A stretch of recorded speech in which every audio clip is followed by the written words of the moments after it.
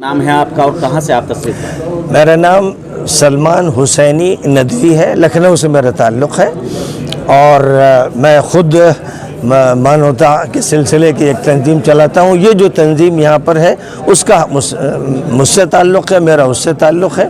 तो human welfare council जो है ये हम लोगों की तंजीम है, जिसको हम लोग सिर्फ ये नहीं कि चलाते हैं बल्कि इसके जलसे करते हैं, प्रोग्राम करते हैं। कोशिश ये करते हैं कि हिंदू, मुस्लिम, सिख, ईसाई जितने भी लोग हैं वो सब शरीक हों और वो इस बात पर इत्तेफाक करें। सबसे पहले ये जो पॉइंट है कि हम इंसान हैं और हम सब ईश्वर को मानते हैं।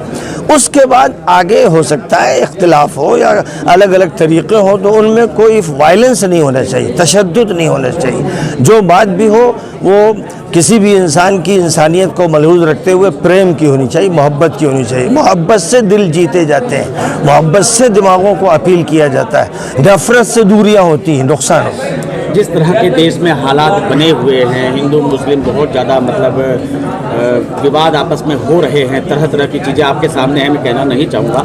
कैसे मैसेज देके इन सब चीज़ों को प्यार मोहब्बत में आप बताना चाहते हैं? सबसे ज़्यादा बड़ा रोल मीडिया का है। प्रिंट मीडिया और इलेक्ट्रॉनिक मीडिया दोनों को चाहिए कि वो मानवता का संदेश दें, यानी वो ये फिक्र करें कि हमें एक कंस्ट्रक्टिव अप्रोच पैदा करना है। अगर वो ये रोल प्ले करने लगेंगे, जैसे इस वक्त आप यहाँ तशरीफ़ लाए बात कर रहे हैं और आपके ज़रिए से संदेश पहुँचेगा, अगर तमाम चैनल्स के लोग और अखबारात के लोग ये तय कर लें कि हमें मुल्क की फ़िज़ा को अमन की और शांति की फ़िज़ा बनाना है, तो मैं समझता हूँ बहुत जल्दी मसला हल हो जाएगा। सारा जो बिगाड़ पैदा होता है वो मीडिया से होता है, इसलिए मीडिया सुधर जाए तो समझिए लोगों के कानों में सही बात पहुँचेगी, दिमाग में सही बात मुंतकिल होगी, माहौल अच्छा बनेगा। मीडिया जब इतना एक्टिव भी नहीं था तब से ये हालात हमारे देश के अंदर, चाहे 47 की बात हो या बाबरी मस्जिद से जो 91 नहीं, देखिए मीडिया ऐसा हुआ है। मीडिया एक तो वो जो अखबारात की शक्ल में था, इलेक्ट्रॉनिक मीडिया इतना ज़्यादा एक्टिव नहीं था, रेडियो अपना काम करता था। सबसे बड़ी मुसीबत ये होती थी कि लोग अगर रथ यात्रा निकालते थे, जुलूस निकालते थे, तो उसमें फिर वो जो मीडिया बराह रास्त होता था उससे भी बहुत ज़्यादा जो संदेश मुंतकिल होता था वो नफ़रत का और दूरी का। 47 में जब देश आज़ाद हुआ और फिर बटा, उसमें जब मीडिया भी एक्टिव नहीं था और ना किसी ने रथ निकाले थे, लेकिन फिर भी 10 लाख के करीब बताए जाते हैं लोग मारे गए थे। दोनों ही 30 लाख लोग मारे गए, यानी ये मुल्क आज़ाद हुआ, पाकिस्तान बना लाशों पर। और जाहिर है कि जब इंसान सड़कों पर हो, इंसान गलियों में और हर जगह महलों में आपस में लड़ रहा हो, यानी नफ़रत पहले से डाली गई, तो डिवाइड एंड रूल की जो पॉलिसी थी अंग्रेज़ों की, उसने इतना दूर कर दिया था, इतनी नफ़रत पैदा कर दी थी कि मुल्क टूटा, लोग टूटे, आबादियाँ ख़त्म हो गई। तो ये सब नुकसानात उसी डिवाइड एंड रूल की पॉलिसी से हुए और वो पॉलिसी उस वक्त हर स्कूल में दाखिल की गई और पूरे माहौल में फैला दी गई।